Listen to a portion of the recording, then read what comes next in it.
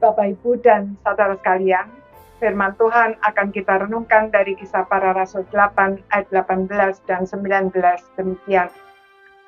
Ketika Simon melihat bahwa pemberian Roh Kudus terjadi oleh karena rasul-rasul itu menumpangkan tangannya, ia menawarkan uang kepada mereka serta berkata, "Berikanlah juga kepadaku kuasa itu, supaya jika aku menumpangkan tanganku di atas seseorang, ia boleh menerima Roh Kudus."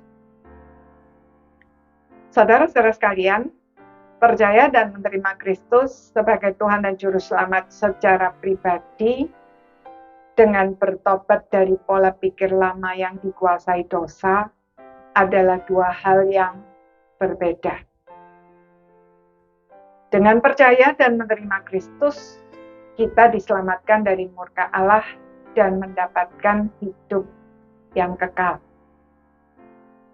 Tetapi untuk hidup sebagai anak-anak Allah, pola pikir kita yang lama harus diubahkan oleh kebenaran firman Tuhan dan pekerjaan Roh Kudus.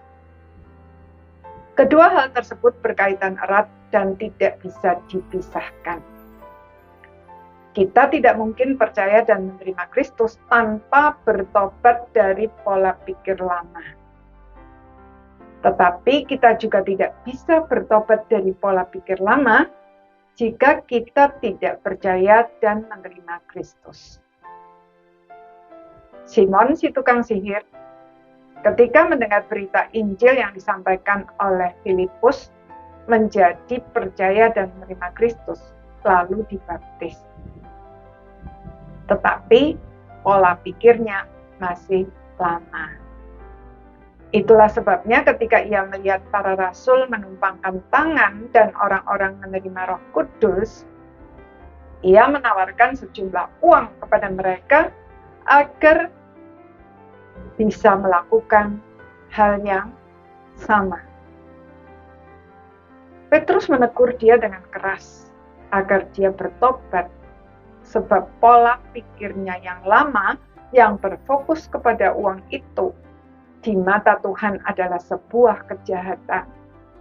Dan kejahatan itu telah menjerat hatinya serta membuatnya tidak tulus. Maka, jika Simon sungguh-sungguh percaya dan menerima Kristus, dia harus bertobat dari pola pikirnya yang lama itu. Saudara, hari ini tidak sedikit orang Kristen yang seperti Simon. Sudah lama mengaku percaya dan menerima Kristus serta dibaptis, tetapi masih menggunakan pola pikir yang lama. Mungkin mereka tidak sadar karena pola pikir tersebut sudah diajarkan kepada mereka secara turun-temurun dan sudah mereka hidupi sejak kecil. Karena itu, jangan berhenti hanya dengan percaya dan menerima Kristus. Tetapi mari kita senantiasa bercermin kepada firman Tuhan dan menyerahkan seluruh aspek hidup kita kepada pekerjaan Roh Kudus. Jika ternyata masih ada pola pikir lama yang kita hidupi, mari kita bertobat. Orang yang benar-benar percaya dan menerima Kristus pasti senantiasa memberi diri untuk diuji oleh firman Tuhan dan oleh pekerjaan Roh Kudus dibersihkan dari pola-pola pikir lama yang dikuasai dosa.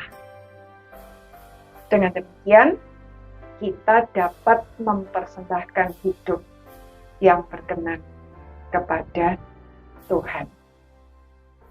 Amin.